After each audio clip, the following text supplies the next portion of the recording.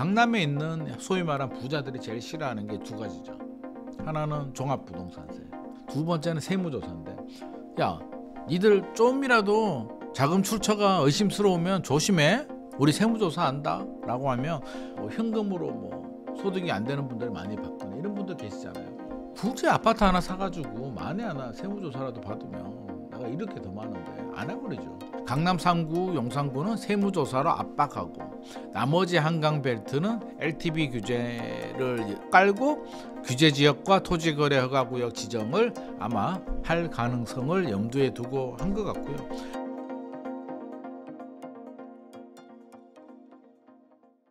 이제 앞서는 97 대책에 대한 이제 공급 대책 위주로 이야기를 했는데, 사실 이번 대책에 규제 정책들도 좀 포함이 되어 있습니다. 규제 대책은 좀 어떤 내용이 들어 있을까요? 우리가 공급에만 초점을 맞추는데 아마 전부 다 알고 있는 것 같아요. 수도권 지역은 좋아. 네. 공급 물량이 나오고 신도시는 될 것 같아. 어차피 안정된 지역은 더 안정될 수 있는데, 서울은 유유부지 관공서 아마 자기들이 생각해도 야 이거 되겠냐 라는 생각을 했을 것 같아요. 그래서 이번에 뒷부분에 뭐가 추가가 됐냐면 이제 수요 억제 대책이 발표가 됩니다. 여러 가지 내용들이 있어요. 관리 감독 강화하고 세무조사도 하고 이제 이런 내용들도 들어가 있고, 우리가 눈여겨봐야 될 건 이제 세 가지인데, LTV 규제 지역이에요. 강남 3구, 용산구 규제 지역이라고 한다면 조정 대상 지역, 투기 과열 지구, 투기 지역을 이제 우리가 규제 지역이라고 하는데, LTV 그러니까 대출 한도를 50에서 40%로 줄여버리겠다. 네. 그러면 10억 아파트에 5억 나오던 게 4억으로 줄어듭니다. 일단 제가 중요 내용부터 설명드리면 LTV 40%로 줄어들고요. 두 번째는 매입 임대 사업자 대출 전면 제한합니다. 대출 받아서 전세 끼고 사지 말라는 얘기입니다. 세 번째는 1주택자가 집 하나 있는 사람이 전세 대출 가게 되면 전세 대출 2억까지만 나옵니다. 이 세 가지가 포함이 됐는데, 자 여기서도 이제 또 갸우뚱하시는 분들이 있습니다. 규제 지역이면 강남 3구, 용산구인데 어차피 지금 수도권에 627 대책으로 대출 6억밖에 안 나오는데, 네. 40%가 뭔 소용이 있어. 30억 아파트에 30억이면 40%면 12억이잖아요. 네. 15억 나오던 걸 12억으로 줄였는데 실제로 6억밖에 안 나오는데 이게 무슨 소용이야 라고 하는데, 이 대책은 뭘 염두에 뒀냐면 지금 강남 3구, 용산구가 타깃이 아니고요. 물론 강남 3구, 용산구에도 지역에 따라서 나홀로 아파트라든지 장지동이라든지 거여, 마천, 송파구 이런 데는 해당이 될 수는 있는데, 그런 데를 잡으려고 나온 건 아니고, 기다려봐. 40으로 내렸지? 40으로 내리게 되면 한 15억, 20억 사이 아파트들이 이제 영향을 받을 수 있거든요. 어딜까? 마포, 성동, 나머지 지역들. 여기 곧 지정할 거니까 우리가 미리 밑밥을 깔아서 40으로 내려놓을게 라는 내용이 저는 염두에 뒀다. 그래서 강남 3구, 용산구가 타깃이 아니고 주변의 다른 한강벨트를 규제할 때 더 타이트하게 50%로 하게 되면 약간 느슨하니까 40으로 줄여서 나머지 지역들을 더 옥죄겠다. 이런 내용들이 들어가 있기 때문에 우리가 이 부분에 대해서 좀 감지를 좀 해야 될 것 같고요. 세무조사 내용도 들어갔는데, 강남에 있는 소위 말하는 부자들이 제일 싫어하는 게 두 가지죠. 하나는 종합부동산세. 네. 진짜 짜증나거든. 1년에 한 번씩 내게 되면 진짜 재산세도 짜증나는데 종부세 더 짜증납니다. 두 번째는 세무조사인데, 야 니들 좀이라도 자금 출처가 의심스러우면 조심해. 우리 세무조사 한다 라고 하면 깨끗한 사람들은 문제가 없는데 현금으로 소득이 안 되는 분들이 많이 받거나 이런 분들 계시잖아요. 네. 굳이 아파트 하나 사가지고 만에 하나 세무조사라도 받으면 내가 이렇게 더 많은데 안 해버리죠. 강남 3구, 용산구는 세무조사로 압박하고, 나머지 한강벨트는 LTV 규제를 포석을 하고 깔고 규제지역과 토지거래허가구역 지정을 아마 할 가능성을 염두에 두고 한 것 같고요. 마지막에 이제 1주택자가 전세를 가게 되면 대출 2억 해준다. 이거는 결국 전세 끼고 사지 말라는 얘기인데, 네. 저는 이건 좀 약간 불만 같은 게 좀 있어요. 왜냐하면 총량은, 전세의 총량은 내가 이사를 가나 내가 사나 똑같은데, 대치동이나 목동을 생각해 보게 되면 우리 카프카님이 대치동에 살아요. 네. 근데 예를 들어서 아기를 다 키웠어요. 이제 대학교 다 보냈어. 더 이상 대치동에 살 이유가 없어. 없죠. 그래서 나는 직장도 프리해.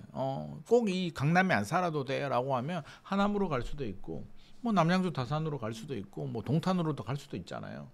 목동 같은 경우는 뭐 파주 운정으로도 갈 수 있고 반값으로 가가지고 새 아파트 넓은 데로 가고 차도 좋은 거 한 대 뽑고 이렇게 살아도 되잖아요. 애는 대학교 갔고. 네. 근데 팔기는 그래.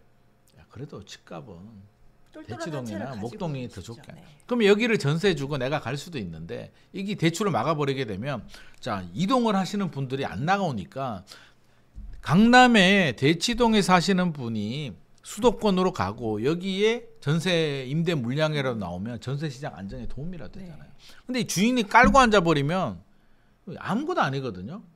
그러니까 팔면 매물이 나오고 전세를 주면 전세 매물이라도 나오는데 그냥 꾹 눌러 앉아버리게 되면 이도저도 아닌데 자꾸 정부 정책은 돈 많은 사람들이 비싼 집에 꾹 눌러 앉아서 그냥 매물 잠김 현상을 만들어버리는 정책을 지금 피고 있으니까 저는 이 부분에 대해서는 좀 불만입니다. 아무튼 이번에 수요 억제 대책을 보게 되면 아 서울은 공급 물량이 쉽지 않겠다. 그리고 계획처럼 해도 쉽지 않겠고 계획처럼 되기도 쉽지 않겠다라는 걸 아마 정부도 염두에 두고 1차가 6.27, 2차가 9.7 대책이었다면 아마 3차 대책이 임박하지 않았나. 결국에는 이제 수요 억제, 뭐 공급은 공급대로 하고 이제 또다시 이제 수요 억제로 한 번 더 나오지 않을까 생각을 하고 있습니다. 지금 말씀해 주신 것처럼 뭐 추가 부동산 규제 대책이 나올 거다라는 기사들이 좀 많이 나오고 있더라고요. 네. 뭐 보유세 관련한 내용을 많이 예상들 하고 있는데 어떤 흐름의 정책으로 이어질 거라고 보세요? 일단 뭐 정부가 지금 어떤 고민을 하고 있는지는 우리가 뭐 100% 알 수는 없는데 쉽게 생각해 보게 되면 간단한 건 일단은 수도권 전체를 뭐 다 이게 잡아버릴 수는 없는 거고 지금 문제되는 지역이 확산되는 걸 막아야 되거든요. 강남 3구, 용산구를 사실 막기는 현실적으로 어렵잖아요. 얘들은 이미 내성이 생겨가지고 규제를 아무리 해도 이미 토지거래 허가도 지정돼 있죠. 조정 대상 지역, 투기 과열 지구, 투기 지역의 모든 걸 다 두들겨 맞고 있는 강남이 이제 내성이 생기니까 무서운 게 뭐냐면 눈도 깜짝 안 합니다. 뭐 어떡하라고. 뭐 공급 대책 아무것도 없더만. 규제 해봐. 토지거래 허가고 연장해. 이번에도 연장했지만 우리 알고 있었어. 뭐 마음대로 해. 연장을 안 하고 풀면 집값 올라가고요. 안 풀어도 올라가고. 이게 이제 딜레마입니다. 그래서 이제 규제의 딜레마인데 이 규제가 그래서 한시적으로는 효과가 있는데 이게 장기화가 되면 내생이 생겨가지고 진짜 힘들어지거든요. 강남 3구, 용산구는 너무 오래됐어. 규제 지역이 이제 거의 몇 년이에요, 진짜.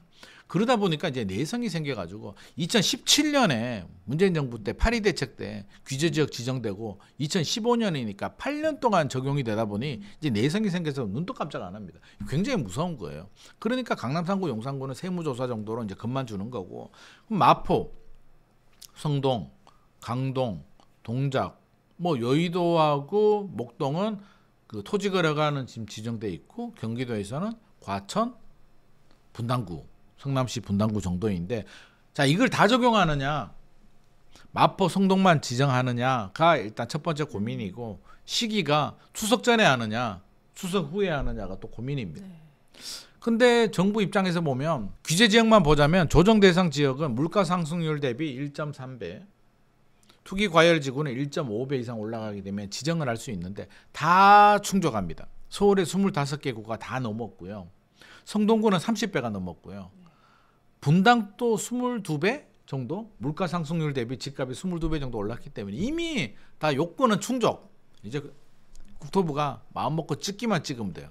아 마포 성동만 찍을까? 요거 한강벨트 다 찍어버릴까?를 지금 아마 심각하게 고민을 하고 있는 것 같은데 왜 한강벨트냐라고 한다면 여기가 뚫려버리게 되면 지금도 계속 신고가 나오거든요. 그렇죠. 그리고 9월 돼서 분위기가 좀 심상찮아요.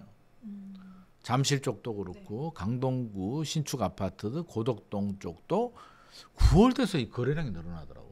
그러니까 6.27 대책 약발이 이제 6월 27일에 발표했으니까 7월, 8월 이제 9월 들어가니까 실제적으로 이제 약발이 떨어진 거 아닌가. 주택산업연구원에서도 3개월에서 6개월이라고 이제 예측을 했잖아요. 그러니까 실제로 이제 우리가 요즘 6.27 대책 얘기하는 사람 잘 없잖아요. 그렇죠. 대출 규제 뭐 6억밖에 안 나온다며. 다 알고 있어요. 그러다 보니까 이제 약발이 떨어지고 사람들은 야 공급 대책 보니까 별거 없네. 공급으로 해결이 안 될 것 같아. 결국에는 올라갈 것 같아. 그리고 양극화는 더 진행될 것 같아. 양극화 해결되겠어? 라는 마음을 가지고 있으니까 이제 똘똘한 한 채를 더 사려고 합니다. 제가 최근에 이제 고덕에 이제 임장을 다녀왔는데 잠실하고 고덕 두 군데를 갔는데요. 일단 잠실은 셔터 문이 다 닫혔습니다. 단속이 나와가지고. 정부가 단속한다고 하니까 또 중개업소를 단속하네. 아니 중개업소 단속해가지고 집값이 안정될 것 같으면 물론 일시적으로 문 닫으니까 거래량은 줄어들겠죠. 네. 그렇게 될 문제 아닌 거 우리 알잖아요. 제발 중개업소 하시는 분들도 다 서민들인데 그럼 뭐하러 단속합니까? 이게 그런 문제가 아니잖아요. 일단 그래서 제가 전화해 보니까 뭐 시장의 수요자들, 집주인이나 매수자들은 97 공급 대책에 좀 크게 공감을 못하는. 안 나오잖아. 잠실이나 강남 3구에 유유부지가 어디 있어? 안 나오더만. 있어도 뭐 1000세대밖에 안 되더만. 애는 애기고. 고덕에 가 보니까 고덕도 분위기가 25억 4천만 원 전용 8사가 거래가 됐더라고요. 그라시움이. 그래서 와 진짜 이게 둔촌 올림픽파크 포레오는 네. 지금 뭐 30억 넘어서 뭐 32억 부르고 있다며 네. 호가는. 그러니까 아유야 이게 일반 분야 13억이었는데 진짜 그때 못 잡은 게 점점 격차가 벌어지고 있습니다. 한이 맺히는데 어떻게 됐든지 간에 시장은 9월 들어서 이렇게 꿈틀꿈틀 대고 있다. 그럼 고덕에 어떤 분들이 들어오지? 라는 게 저는 궁금했어요. 그래서 부동산 사장님한테 고덕에 도대체 어떤 분들이 이렇게 투자를 하느냐라고 하니까 이제 두 부류가 있다고 합니다. 하남이나 경기권 근처에서 상급지로 갈아타는 수요들 강동구로. 송파구는 너무 올랐으니까 잠실이 뭐 35억 36억 하니까 그걸 따라가기는 부담스럽고 여기는 20억대니까 들어오고. 또 한 부류는 이제 반대 현상, 상급지가 아닌 하급지로 이동하시는 분들도 계십니다. 강남에서도 강동구로 넘습니다. 왜? 자 생각을 해보게 되면 나이가 좀 있으신 분들 있잖아요. 한 65세 70세 정도 되시는 분들은 네. 생각을 해보면 저는 여기에 공감해요. 왜냐하면 자, 70 정도 되면 물론 100세 시대니까 30년을 살 수도 있는데 아닐 수도 있고 또 85세 이상 넘어가게 되면 기력이 떨어져서 활동 반경이 많이 줄거든요. 그렇죠. 거의 집에만 있거든요. 강남에 공기도 안 좋은데 굳이 뭐 병원 잘 다니면 되지. 그러니까 인프라가 잘 갖춰준 신축 아파트 강동구로 가면 집값은 강남에 예를 들어서 50억 아파트 팔면 여기 25억이니까 25억이 남잖아요. 그럼 25억 가지고 애들, 자녀들 뭐 결혼하거나 생활하는데 좀 미리 증여 5억, 5억씩 해주고 나머지 돈은 내 여유자금으로. 그럼 여유자금이 있으면 얼마나 좋아요. 친구 만나서.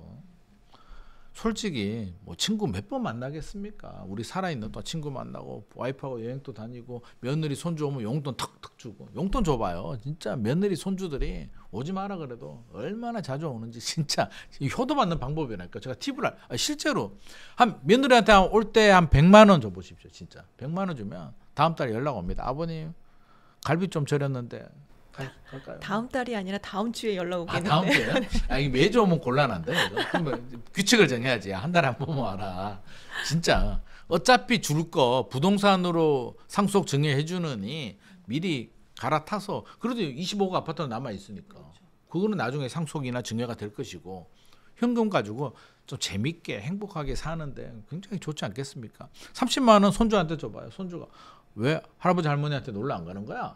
라고 할 수도 있습니다. 그래서 이런 수요들이 지금 강동구, 고덕으로 지금 가고 있다고 하니까 좀 시장은 다양하게 지금 움직이고 있습니다. 하급지로 가시는 수요도 있고 상급지로 갈아타는 수요들도 있고 이게 손바뀜이 되면서 사실 한강벨트 지역들이 더 공고하게. 근데 갈아타는데 또 더 멀리 가기는 좀 그래. 그렇죠. 그러니까 이게 고덕이나 그쪽 위치가 딱 성동이나 좋으네요. 네. 마포나 이게 동작이 딱 걸리는 거예요. 강남 주변에 너무 멀리 가기에는 사실 좀 마음이 그래도 내가 강남에 살았는데 라는 게 있기 때문에 요들 지역들이 서로 이렇게 상호작용이 생기면서 더 강해지고 있는 것 같습니다. 그렇다면 지금 이제 정부가 세금 규제를 내놓을 수도 있다라는 말이 나오고 있는 지금 분위기여가지고 네. 물론 또 이런 거에 대해서 정부는 굉장히 조심스러운 태도를 보이고는 있습니다. 네. 그럼에도 불구하고 앞으로 약간 징벌적 세금이 강화될 가능성이 얼마나 된다고 보시나요? 시간이 문제죠. 나옵니다. 근데 전제 조건이 있어요. 집값이 올라간다는 겁니다. 집값이 안 올라가면 안 나옵니다.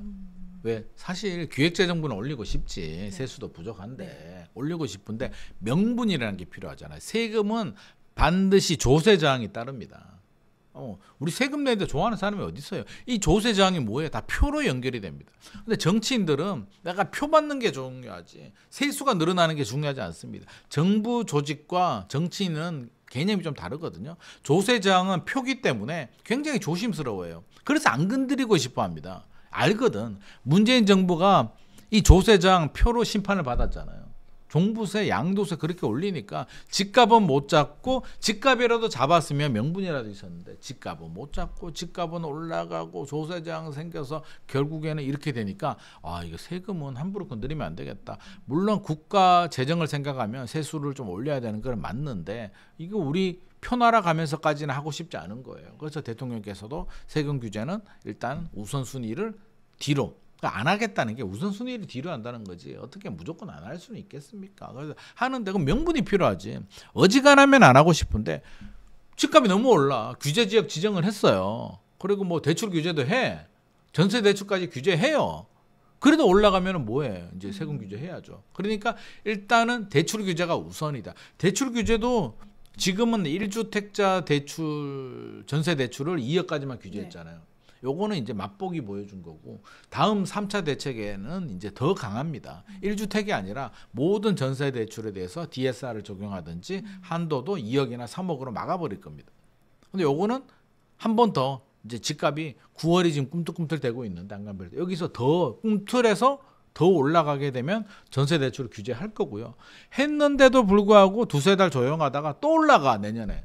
그러면 내년에는 세금 규제에 나옵니다. 내년 4월 지방선거이기 때문에 내년에 집값이 또 쭉 치고 올라가게 되면 지방선거 끝나고 어쩔 수 없이 세금 규제 들어가는데 할 수 있는 카드는 뭐 취득세를 여기서 더 올릴 수는 없고요.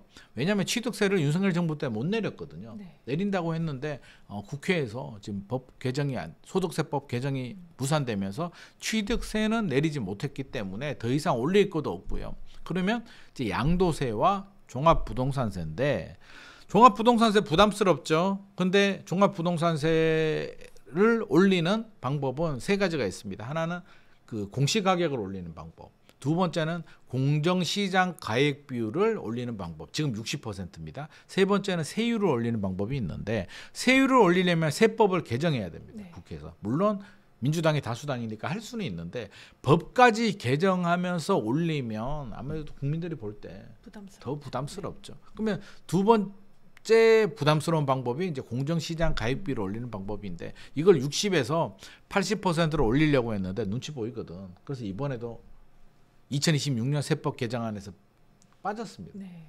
근데 요거는 내년의 상황 보고 제 생각입니다만 제가 이쪽이라면 한 번에 올리면 부담스러우니까 60에서 매년 5%포인트 65, 70, 75, 80 이렇게까지 올리는 건 저는 좀 상당히 효과적이겠다. 왜? 심리적 압박을 주거든. 한 번에 60에서 80 올리게 되면 우씨 막 화가 나거든요. 이 조세장이 확 일어나는데 5%포인트씩 올리면 우씨 정도는 아닌데 이게 가랑비에 옷 젖듯이 올해보다 내년에 더 올라가 후내년은 더 올라가 2028년 9년 힘들어 라는 그런 부담이 느껴지기 때문에 효과적으로 때는 5%포인트씩 올리는 게 더 유리하고요. 지금 가장 유력한 건 이제 공시가격을 올리는 방법. 이거는 뭐 아무것도 필요 없습니다. 세법 개정 안 해도 되고 그 세법 개정 안에 안 들어가도 되고 그냥 올리면 되니까 일단은 공시가격을 올린다. 그러면 내년에 보유세 부담은 일단 늘어나는데 여기서 집값이 더 많이 올라가게 되면 공정시장 가입비를 또 올리겠다.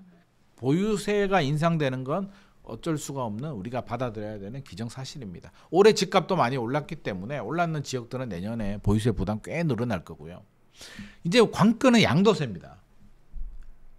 그 문재인 정부가 실패했던 게 양도세를 같이 올렸잖아요. 네. 매물 잠김 현상이 생겨가지고 안 팔아. 보유세 부담스러운데 양도세는 80% 난 안 할래. 그냥 나 죽어도 나 가져갈래 라는 분들이 많아서 매물이 안 나오면서 매물 잠김 현상이 생기고 결국에 집값이 폭등하는 그런 걸 만들어줬는데 지금 입주 물량도 사실 아까 착공 물량 기준이지만 입주 물량은 안 나오잖아요. 네. 2026년에 착공이 들어가도 2029년에 입주거든요. 입주 물량은 어차피 공백입니다. 이걸 메울 수가 없어요. 이 상황에서 매물까지 안 나온다? 최악입니다. 그러면 집값 진짜 폭등합니다. 진짜. 그러니까 알아요. 이재명 정부가 이걸 모르면 바보고 머리가 돌아가는데 이걸 모르겠습니까? 그러니까 지금 내년 5월 9일에 지금 한시적으로 유예하고 있거든요. 중과세를. 그래서 이거를 중과세로 부활시키게 되면 매물 잠금 현상 100%인데 집값 폭등하는데 만약에 부활시킨다면 정말 바보고 부활 안 시키면 생각은 있는데 제 개인적인 생각은 좀 매물이 많이 나오면 집값 안정에 도움이 되잖아요. 그렇죠. 어차피 입주 물량 안 나오니까 매물이라도 나오게 하려면 한시적 유예 그러니까 일반 세율 중과세가 아닌 일반 세율을 1년 더 연장하는 것보다 저는 차라리 10%포인트 정도라도 1년 정도는 한시적으로 더 깎아주는 게 깎아주면 자 공시가격 올라가죠. 공정시장 가격 비율 또 올라갈 가능성이 높죠. 그런데 1년 안에 팔면 양도세 10% 감면해 준다. 아마 매물 많이 나올 것 같습니다. 집값 안정시키고 싶으면 이렇게 하면 좋은데 이건 또 부자 감세. 야 부동산으로 돈 많이 벌었는데 뭘 깎아주냐. 말이 돼? 라고 하는 반대 의견들도 충분히 있습니다. 그래서 아마 쉽지 않을 것 같고 제가 예상하건대 공시가격은 올라가고 공정시장 가격 비율은 상황 보고 집값이 올라가면 올릴 가능성이 높고 양도세는 아마도 매물 잠김 현상 때문에 인하는 어려울 것 같고 한시적 유예를 1년 더 연장하는 게 더 유력하지 않을까 생각을 하고 있습니다.